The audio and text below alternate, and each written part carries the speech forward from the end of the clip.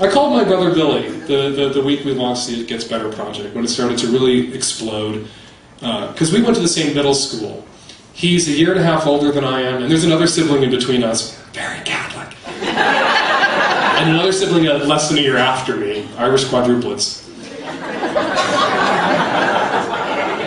And we went to the same middle school, and the middle school was really where I was most brutally bullied. And I called him to say, I don't want you to think that I forgot that it was worse for you at Jerome's. That you had it worse, that you got beaten up more often than I did, and more brutally than I did, and it was much, much worse for you, I remember. And he's straight. And he was a brain. He was a total, brainiac, genius, smart kid, science fiction geek. He typed his homework on an IBM Selectric in the 70s. Kids didn't do that in 6th grade.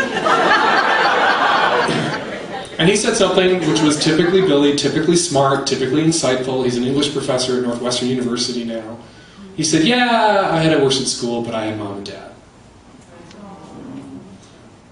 At the end of the day, he went home to mom and dad, and he could tell them what happened that day and get their support, get them to march down to school. He could at least have a shoulder to cry on. At the end of the day, I went home and I looked at my parents and thought, I can't trust them with this.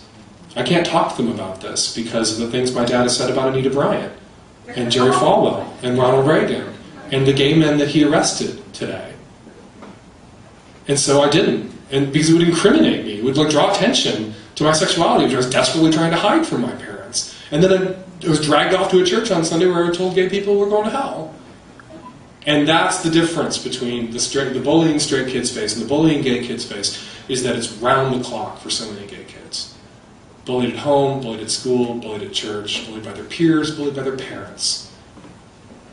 And that's got to stop.